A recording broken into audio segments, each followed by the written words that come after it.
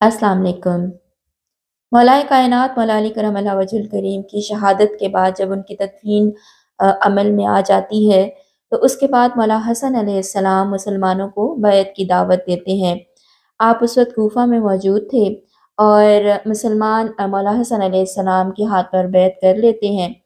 ये रमज़ानुल मुबारक 40 हिजरी का वाक़या है, लेकिन चंद ही माह के बाद रबीउल अव्वल में मौला हसन अलैहिस्सलाम हज़रत अमीर मुआविया रज़ियल्लाहु तआला अन्हु के हाथ पर खुद भी बैत कर लेते हैं और अपने साथियों को भी इसी चीज़ की तलकीन करते हैं कि वो भी उनके हाथ पर बैत कर लें और उन्हें उनकी इताअत की भी नसीहत फरमाते हैं।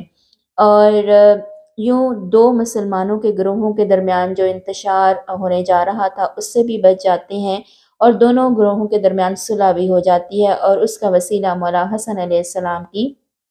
ज़ात बनती है। और यही पेशीन गोई प्यारे आका दो आलम अलैहिस्सलाम ने अपने नवासे के बारे में फरमाई थी कि मेरा ये बेटा सैयद है, सरदार है और ये 2 मुसलमानों के ग्रोहों के दरमियान सुलह करवाएगा, और ऐसा ही होता है।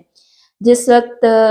हज़रत अमीर मुआविया रज़ियल्लाहु तआला अन्हु और मौला हसन अलैहिस्सलाम के दरमियान में सुलह हो जाती है, तो दोनों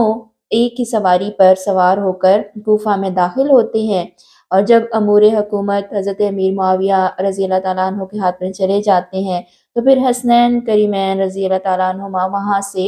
मदीनातुल मुनव्वरा तशरीफ़ ले जाते हैं और मौला हसन अलैहिस्सलाम ने अपनी ज़िंदगी के बाकी तमाम अयाम वहीं मदीना शरीफ में ही गुज़ारे और वहीं पर आपने विसाल फरमाया। यहाँ इस वाक़ये से हमें बहुत सारे सबक मिलते हैं। एक तो ये कि ये दुनिया का तख्त और ताज,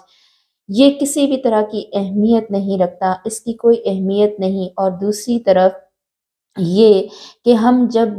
सुलह का मामला आता है, अमन और आष्टी का मामला आता है, तो अहले बैत अतहार की ज़िंदगियों का जब मुताला करते हैं, तो हमें सबक मिलता है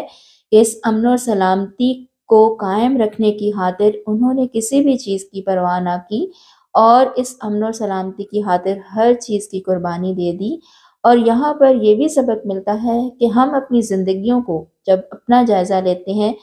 तो गौर करें कि हमें जिस भी दायरा इख्तियार में रहते हुए जितना भी इख्तियार मिला हुआ है, हम उसको इस्तेमाल करने के लिए या उसी को कायम रखने के लिए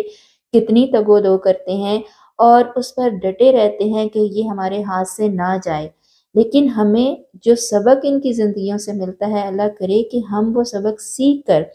अपने-अपने दायरा इख्तियार में रहते हुए किसी पर हुकूमत को मुसल्लत करने की कोशिश ना करें, बल्कि हर एक को स्पेस दें कि वो अपनी-अपनी ज़िंदगी को अपनी मर्ज़ी से गुज़ारने की कोशिश कर सकें। हाँ, जहाँ पर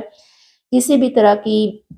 अल्लाह की पसंद या नापसंद के हवाले से ऐसी कोई चीज़ नज़र आए, जिसको